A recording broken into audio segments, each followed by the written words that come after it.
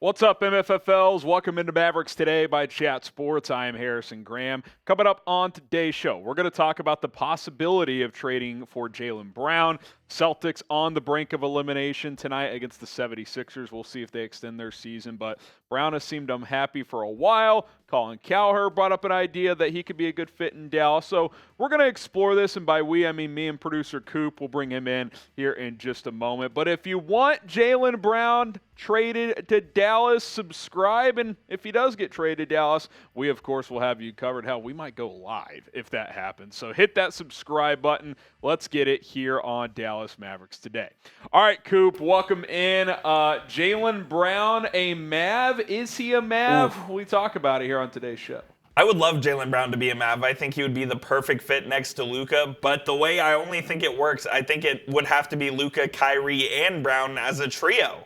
And there's a way it can happen. We have a trade idea that we'll get to later in the show, but I think that's how it's going to work. And as we'll also get to later, Jaylen Brown and Kyrie have talked glowingly of each other. They didn't get along well when they both played in Boston, but since then their relationship has improved. So I think it's something that it could work. And if Jaylen Brown's available, the Mavs absolutely have to explore it. I've thought this for a while, Coop, that I think just the type of player Brown is, from an X's and O's standpoint, is a perfect fit with Luka, because for a couple of different points. One, he's one of the best perimeter defenders in the NBA, and you really need to have a good wing defender next to Luka. So check, he checks that box. Number two, he's a damn good scorer. I mean, you look at the numbers here, 25 points per game. He rebounds a little bit. He's enough of a creator where he gets other guys involved.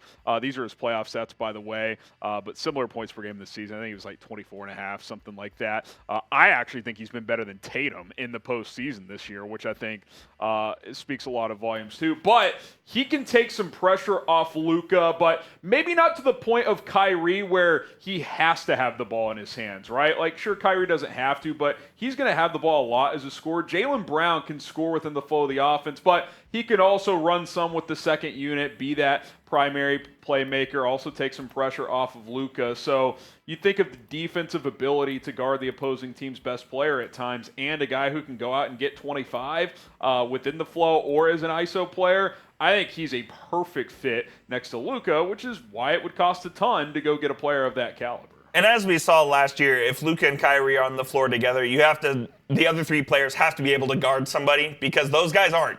And Jaylen Brown is one of the best perimeter defenders in the NBA. I think he would give a huge defensive boost to this team.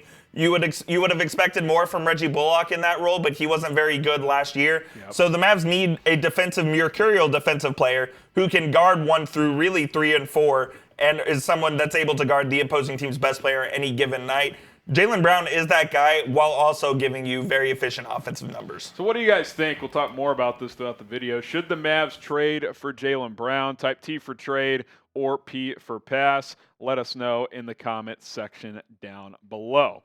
I want to read this quote from Jaylen Brown when talking about Kyrie Irving, and then here in a minute, I'm going to throw a hypothetical at Coop. He says, it's been a lot of growth and interesting to follow. Being a teammate of Kyrie, we got into it a lot. We didn't see eye to eye the majority of the time he was here. Since then, it seems like our relationship has improved. We've been able to have conversations. We've been able to talk to each other. We've been able to understand where he's coming from. And you mentioned earlier, Coop, they didn't obviously get along a ton when Kyrie was in Boston.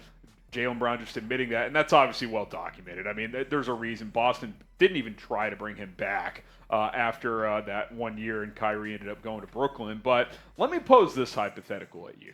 Would you go trade for Jaylen Brown if that meant losing Kyrie Irving in free agency? Because I got to be honest, I think I would, as much as it would suck from a revisionist history standpoint, because then you'd be like, well, would have never had to trade Dodo the first or whatever the trade was in the first place. But if you're telling me Jaylen Brown or Kyrie next to Luka, I'm taking Jaylen Brown based on fit every single time. Oh, that's a tough one. I think I would lean towards Jaylen Brown, but I think, and I know this is a very dangerous game to play, but I've fallen into the Kyrie trap of how good he was with the Mavs. Yeah. And look, he didn't cause any problems with the Mavs either. No, they weren't good, but he didn't cause any issues off the court. He was the model teammate, model citizen. So it'd be a very tough decision, but I'd probably pick Brown. But like I said, I think it can work with all three of them. Yeah, I mean, look, I mean that would be the ideal scenario. My only concern moving forward is if the Mavs do go the Kyrie route, which obviously they're going to try to, and they should, they committed to.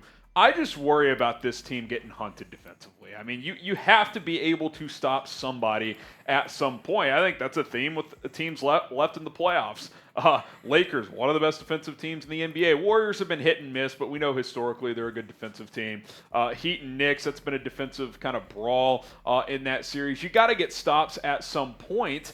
And, you know, again, we're talking about Jaylen Brown, but just in a scenario where if it is just Kyrie and Luka, like, you've got to get real creative roster building-wise if you're Nico to get defensive assassins next to these guys because – look, even when Luka does give an effort on D, he's never going to be great. Can he be adequate? I think so. Kyrie is just limited physically on that end. Like, he's not going to grow 3 inches. He's short and skinny, exactly. I mean, the Mavs would have to find a way to get some rim protection and get some defensive perimeter ability out there because right now, they just simply don't have that. I mean, they were the worst defensive team in the NBA the second half of the year. There's no disguising that. Jason Kidd knows that. I think Nico Harrison and Mark Cuban know that as well. So if Kyrie is brought back, they'll have to find someone who's able to guard the perimeter. Maybe that's Jaylen Brown. Maybe it's another guy we haven't talked about yet. But I think one way or another, they will have to improve that area. Here's Kyrie on Jaylen Brown now. He said, he's a brother of mine. I'm grateful that we've built a relationship off the court. When I was in Boston, we didn't get a chance to know each other on a deeper level again. I'm just grateful we've been able to build on top of a great foundation of aligning on how we live our lives and treat people. He's a brother of mine. So, I mean, yeah, look, back to kind of the original idea, Coop, of if you could somehow get this trio together, I mean, that's a pretty strong trio, right? Like, it limits what the rest of the roster looks like, obviously, but a Luka, Kyrie, Jaylen Brown trio has plenty of offensive fireworks, and then you also get that defensive assassin in Jaylen Brown. We've cooked up a trade that we'll look at here in just a moment, but let's first congratulate Luka Doncic. 4 straight first-team All-NBA selections in his first 5 seasons, by the way. Since year 2, he's done that. Go get a T-shirt to show him some love, chatsports.com/Doncic. And I think, Coop, only 4th player in NBA history to do that within his first 5 seasons. So, listen, I know we were down on the Mavs and even Luka a bit this year. It just goes to show how special the player is. I mean, he still averaged like 32, 10, and 8 or whatever it was. Special talent, special player. Now he's got to grow a little bit more as a leader. I think that's the next step for him. Go show some love, chatsports.com/Doncic.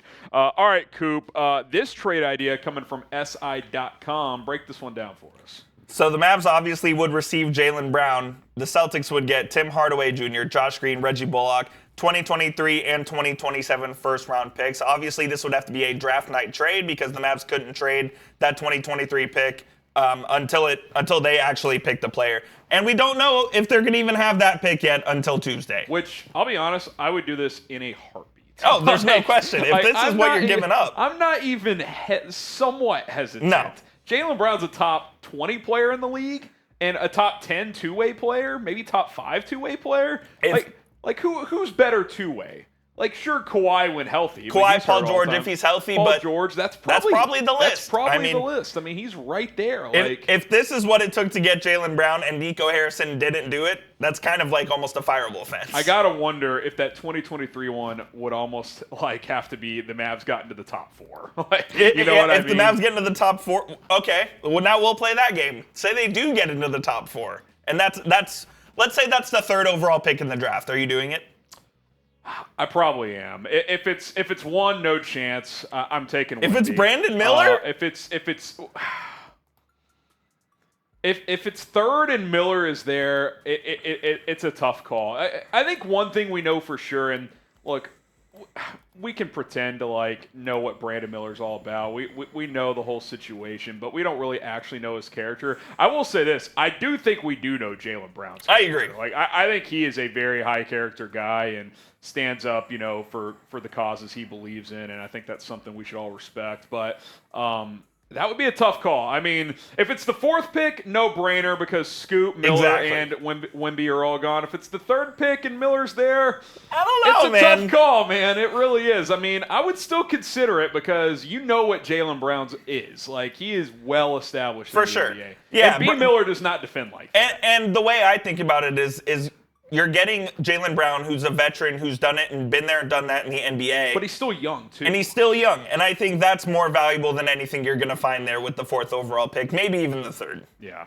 I think that's very valid. Would you do this trade? A for accept, D for decline. Again, we threw a couple of scenarios in there. If it's the 10th pick, I mean, yeah, I'm running this. I'm running the fax machine slip to the NBA as fast as possible if I'm Cuban and the boys, which means someone will probably unplug the fax machine. That's just how things go around here. A for accept, D for decline. Hopefully Trace Gerard isn't running that fax machine.